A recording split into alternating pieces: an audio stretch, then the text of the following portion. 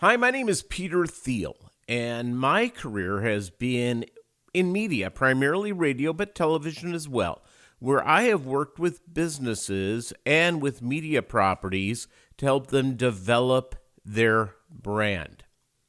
And your brand for your business is probably the most important thing that you can define, because once you define your brand, you are able to go and market it and approach the right customers. Often, business owners, by the way, you guys are the bravest people in the entire world. You have essentially bet on yourself. You've put everything. It's either going to work or not. If it doesn't work, you're going to have to go bankrupt. You're going to have to walk away and do something else. Business owners are brave, they're heroes, and they come up with great ideas. And most businesses, unfortunately, as we all know, fail, and they fail for a couple of different reasons. One is their branding. And yeah, branding is more than just a logo. If you hit Google or Bing and you search out branding, frequently what will pop up is a service to help you build a logo for your business. I'm just going to tell you that's almost the last thing that you should get is your logo, because there's so much more. And let's go in and talk about a business that needs TOMA, because depending on the business that you're in, top of mind awareness is probably the most important thing that you can acquire for your business. And I'm going to use this as an example because there's an awful lot of these businesses, and TOMA is essential not only for their survival, but for their growth. TOMA, top of mind awareness, and let's go with HVAC businesses. HVAC businesses, their whole deal is, well, it's essentially people who have their air conditioning or their heating system go out on them. When a customer makes that call to get someone to come in, fix their air conditioning or their furnace, they go to a business that they know. And that's top of mind awareness. Well, what do you do if you're the new guy or gal and you just have one truck? It's you against the world to do HVAC repair. Well, you have to build TOMA, and there's a couple of different ways to do it. It's really targeted marketing, which is not necessarily that expensive and allows you to be on top of the game. So you need to define, okay, who buys my product? Well, if you are an HVAC person, for instance, but could be a wide variety of businesses, it's probably most of the people calling will either be a man or a woman.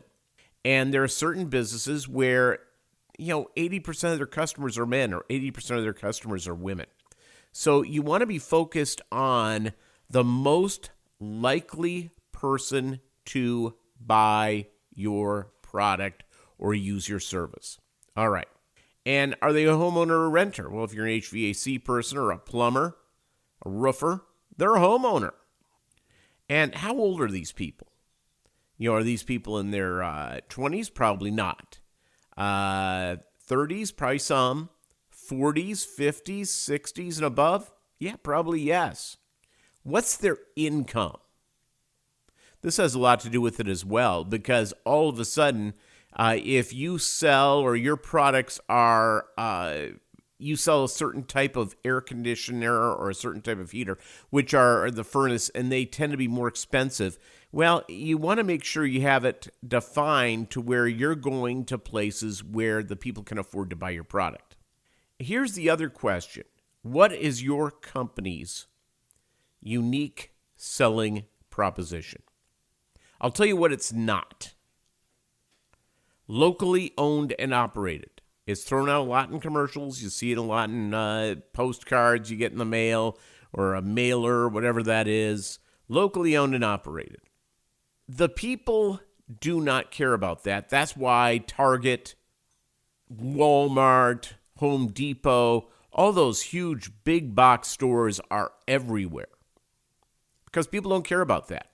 They want value and service. That's what they want first. And they want to make sure they're getting the right thing and they're paying a fair price. And they're not willing to pay an extra 10, 15, 20% for a company that is a locally based company. It's also not the amount of time you've been in business. While there may be some advantages to a roofer saying that I've been in business for 25 years and I'll be here 25 years from now, I guarantee my work. Okay, that may have something to do with it, but more than likely, people are pretty selfish. They're looking for the best deal and great service. It's what makes your business special. And even if you're in a crowded sector like plumbing or HVAC, you must come up with something that makes your business special. I'll give you a good example. I recently called a plumber to fix something in my home. The plumber needed to replace a cartridge because there was a leak in my tub. It was just dripping, drip, drip, drip. We've all been there. And I do not have great skills to do this, so I need to call a guy. So the guy shows up, and he does not have the cartridge for my tub. He goes, it's an off-brand. Okay, really? I thought to myself. I told the company that I needed to have the cartridge for my shower replaced. And this guy wasn't prepared for it. So he said he had to go to the Lowe's, which was about a 15-minute drive away. So an hour and 20 minutes later, he comes back, and he puts the cartridge in, gives me the bill, and the bill included the time that he went to pick up the item that he did not have for my shower. It was a big company that was a client of the company at the time that I was working for. So I was not going to complain. But I also put it down saying I'm never going to use that company again. Maybe your unique selling proposition, if you're in that business, is a flat fee. I don't know your business. You know your business. But seemingly, when people have that unexpected expense that they need to take care of, people want to make sure they're getting a fair deal. They're willing to pay the price, but they don't want to get fleeced in the process. That being said, what is your unique proposition that will create new customers and also referrals from customers that you've had? It's about what makes your company special. How do you reach the customer most likely to purchase your products?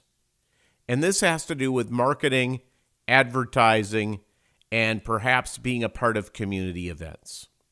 In my opinion, if you're a small business and you do something like plumbing or HVAC or what have you, and you're a 1, 2, 3 truck shop, I would pick a zip code. I would do my complete focus on marketing and presenting to a zip code. And that includes direct mail, that includes online ads, that includes being at events, that includes going door to door and leaving your business card. Whatever it is, to pay attention to that customer. I'll give you another example of reaching the customer most likely to buy your product. I won't say what city this was in, but it was in a growth city in the Southwest. I mean, miles of houses were going up at the time I was living there. And I went and met with a business owner who sold high-end hot tubs. When I mean high-end hot tubs, the cheapest tub he had was $15,000. But you could walk out of that place if you got the big hot tub and you got the gazebo and the whole bit. You could walk out for $110,000. And that's before installation. High-end stuff. Well, this guy made a mistake that a lot of business owners make. And don't fall into this. And it's very easy. There's often in our lives, we have something called confirmation bias. You may have a certain political point of view, may have a religion that you practice or not practice. You may have a certain type of food you like. You may like a certain type of music, and you say, well, everybody kind of likes the music I like. Everyone sort of likes that. Well, yes and no. Here was the problem with country music that this guy loved, is that his most ideal customer was an adult in their 50s and 60s that had a high income and were very well educated, or business owners. And he was buying into country music advertising because he liked it. Well, the problem with country music advertising was its focus and the target demographic, even though it's a wonderful format with a wide variety of people who listen to it, but their target demographic are 18 to 34-year-old women. 18 to 34-year-old men or women do not have the income to buy a $110,000 hot tub with a veranda or gazebo, or whatever you call it. So there are people listening to the country music station that could afford his very expensive tub, but there was a lot of wasted money. You want to make sure with your marketing that you are shooting the proverbial fish in a barrel. Go and get them. Find the fish in the barrel. And if your business is small, pick zip codes, 1 or 2, and just super serve and create top of mind awareness. Because when somebody's air conditioning conks out, or there's a big leak in the kitchen, the company that gets called first is always the company people are familiar with. Now I can go into SEO, and that's SEO, by the way, search engine optimization.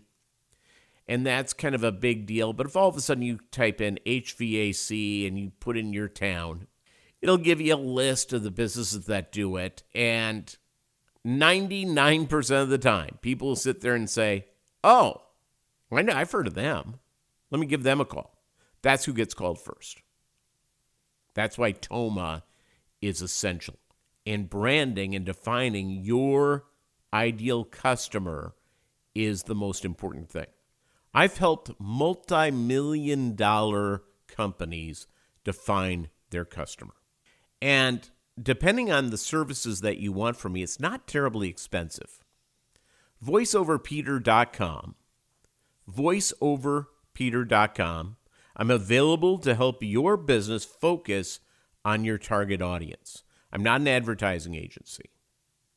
I'm not the person that will tell you how to advertise. I'm not here to sell you a product, except for one thing, to help you define your business.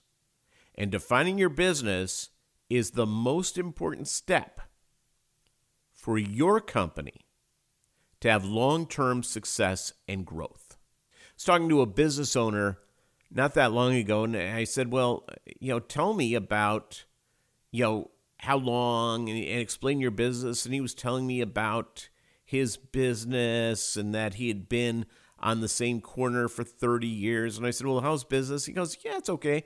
We're down a little bit. And I said, how are you reaching new customers? Oh, word of mouth. Yeah, here's the problem with word of mouth. There are going to be some people who don't like your business. There are going to be some people that didn't think they got a good deal, even if you provided them with the best of deals. And the sad thing is, if somebody has a bad experience, they are more likely to tell everybody they know, don't go to company X, Y, and Z. There's a lot of things going into whether your business or how your business should be growing or what's going on. There's competitive factors. There's the ability of the need of a certain type of product. Sometimes companies go and they do a certain type of product, and all of a sudden, it's not as big as it was before. There's just so much competition. Defining your brand will help you weather the storm. It will ultimately save you thousands, if not tens of thousands of dollars, and will allow you to focus on the most important thing, getting in front of the right customers who can pay for your product and make sure that you're making your payroll and also paying any loan that you may have and feeding yourself and your family, paying your bills. Yeah, it's a big deal. VoiceOverPeter.com. Check it out, and I will look forward to speaking with you. And again, thanks for watching, and I hope you have a marvelous day.